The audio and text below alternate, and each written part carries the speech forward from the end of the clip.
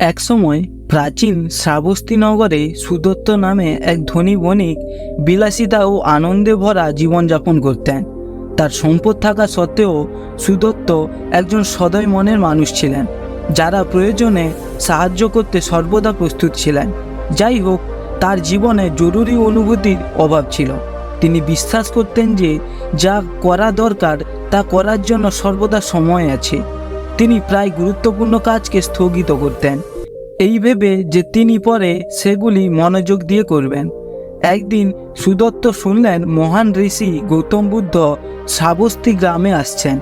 পুরো শহর উত্তেজনায় গুঞ্জন করছিল, কারণ বুদ্ধের শিক্ষাগুলি গভীর এবং জীবন পরিবর্তনকারী হিসেবে পরিচিত ছিল। সুদত্ত এই আলোকিত সত্তার জ্ঞান শুনতে আগ্রহী হয়ে বুদ্ধের একটি উপদেশে যোগ দেওয়ার সিদ্ধান্ত নেন। সুদত্ত যখন সমাবেশে উপস্থিত হন, তখন তিনি বুদ্ধের কাছ থেকে বিচ্ছুরিত প্রশান্তি ও প্রশান্তির দ্বারা প্রবাহিত হন। ভিড় স্থির হওয়ার সাথে সাথে বুদ্ধ তার উপদেশ শুরু করেছিলেন।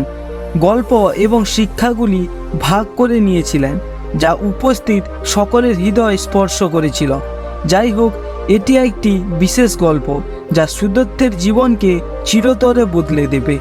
বুদ্ধ এমন এক ব্যক্তির কথা বলেছিলেন, যিনি একটি ছোট্ট গ্রামে বসবাস করতেন।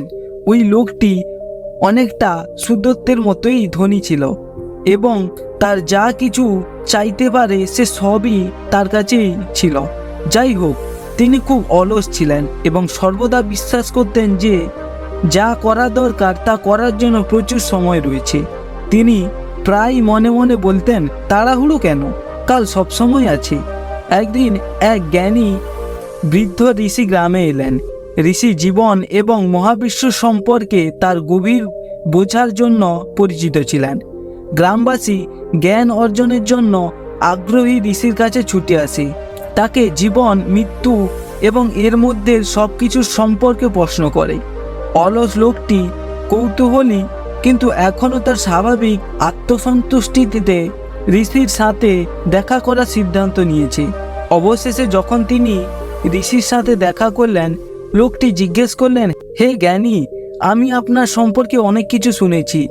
আমি একটি সুখী এবং পরিপূর্ণ জীবনের রহস্য জানতে চাই, কিন্তু আপনি উত্তর দেওয়ার আগে আমাকে কিছু গুরুত্বপূর্ণ বিষয়ে মনোযোগ দিতে হবে।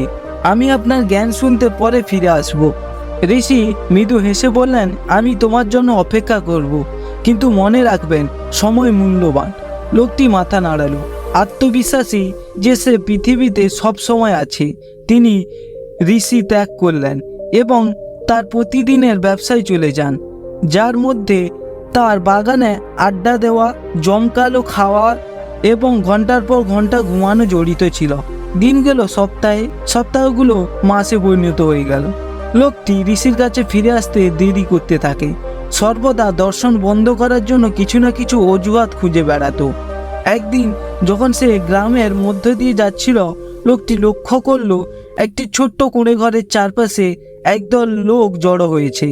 কৌতূহলী তিনি তাদের কাছে গিয়ে জিজ্ঞাসা করল, কি ঘটেছে? একজন গ্রামবাসী উত্তর দিল, জ্ঞানী ঋষি মারা গেছেন। আমরা এখানে আমাদের শেষ শ্রদ্ধা জানাতে এসেছি। লোকটা হতভম্ব হয়ে গেল। সে তার ওপর গভীর অনুশোচনা অনুভব করল। তুচ্ছ বিষয়ে সময় নষ্ট করার কারণে তিনি ঋষির কাছ থেকে শেখার সুযোগ হাতছাড়া করেছিলেন। সে বুঝতে পেরেছিল অনেক দেরিতে। সে সময়টা ততটা ছিল না যতটা সে ভেবেছিল। গৌতম বুদ্ধ এই গল্পটি বলার পর বিরতি দিয়েছিলেন। পাঠটি তার শ্রোতাদের মনের মধ্যে ডুবে যেতে দিয়েছিলেন। তারপর তিনি তাদের সাথে সরাসরি কথা বললেন, সময় হলো আমাদের কাছে সবচেয়ে মূল্যবান সম্পদ। এটি এমন একটি জিনিস যা একবার হারিয়ে গেলে আর ফিরে পাওয়া যায় না। প্রতিটি মুহূর্ত মূল্যবান এবং আমাদের প্রতিটি পদক্ষেপ এই বোঝার দ্বারা পরিচালিত হওয়া উচিত। সুদত্ত দর্শকের মধ্যে বসে নিজের জীবনের প্রতিফলক ঘটালেন। তিনি বুঝতে পেরেছিলেন যে তিনি বুদ্ধের গল্পের লোকটির মতোই জীবনযাপন করছেন। যদি তার কাছে অন্যদের সাহায্য করার আধ্যাত্মিকভাবে বেড়ে ওঠা এবং জগতে একটি ইতিবাচক প্রভাব ফেলার উপায় ছিল, তবুও তিনি সবসময় ভেবেছিলেন যে ওই জিনিসগুলোর জন্য পরে সময় থাকবে। তিনি অনেক গুরুত্বপূর্ণ কাজ স্থগিত করেছিলেন, বিশ্বাস করেছিলেন যে আগামীকাল সর্বদা আসবে। উপদেশের পর সুদত্ত বুদ্ধের কাছে গিয়ে গভীরভাবে প্রণাম করলেন। হে আলোকিত একজন, তিনি বললেন, আমি আমার পথের ত্রুটি বুঝতে পেরেছি। আমি অনেক সময় নষ্ট করেছি, যে আমার প্রচুর পরিমাণে ত্রুটি রয়েছে, কিন্তু এখন আমি দেখতে পাচ্ছি যে সময় ক্ষণস্থায়ী এবং প্রতিটি মুহূর্ত একটি। দয়া করে আমাকে সৎপথে পরিচালিত করুন। বুদ্ধ সুদত্তের দিকে উষ্ণ হাসি হেসে উত্তর দিয়েছিলেন, যতদিন আপনার কাজ করার সংকল্প আছে ততদিন পরিবর্তন হতে খুব বেশি দেরি হয় না। এই মুহূর্ত থেকে প্রতিটি দিন আপনি এমনভাবে বাঁচুন যেন এটি আপনার শেষ দিন। আপনার সময়কে বুদ্ধিমানের সাথে ব্যবহার করুন, কারণ এটি আপনার কাছে সবচেয়ে মূল্যবান উপহার। বুদ্ধের কথায় অনুপ্রাণিত হয়ে সুদত্ত নতুন করে উদ্দেশ্য নিয়ে বাড়ি ফিরে আসেন। তিনি তার সম্পদকে প্রয়োজনে সাহায্য করেন, বুদ্ধের শিক্ষাকে সমর্থন করতে এবং অন্যদের জীবনে ইতিবাচক পরিবর্তন আনতে ব্যবহার করতে শুরু করেছিলেন। তিনি তার বিলম্ব করেননি, জেনেছিলেন যে সময় কতটা মূল্যবান। সুদত্তের জীবন তার অর্জিত জ্ঞান দ্বারা পরিবর্তন হয়েছিল। তিনি বুদ্ধের একনিষ্ঠ অনুগামী হয়েছিলেন এবং মননশীলতার শিক্ষা ছড়িয়ে দেওয়ার জন্য তার সময় এবং সম্পদ উৎসর্গ করেছিলেন। সময়ের মূল্য সম্পর্কে গভীর উপলব্ধি নিয়ে তিনি বাকি জীবন কাটিয়েছিলেন। প্রতিটি মানুষ যেন ভালো কাজ এবং অত্যাধিক বৃদ্ধির সাধনায় ব্যয় হয় তা নিশ্চিত করে, এবং তাই সুদত্তের গল্পটি একটি চিরন্তন অনুসরণ হিসেবে কাজ করে, যে সময় কারোর জন্য অপেক্ষা করে না। এটি আমাদের কাছে সবচেয়ে মূল্যবান সম্পদ, এবং আমরা কিভাবে এটি ব্যয় করতে চাই তা আমাদের জীবনে মান নির্ধারণ করে।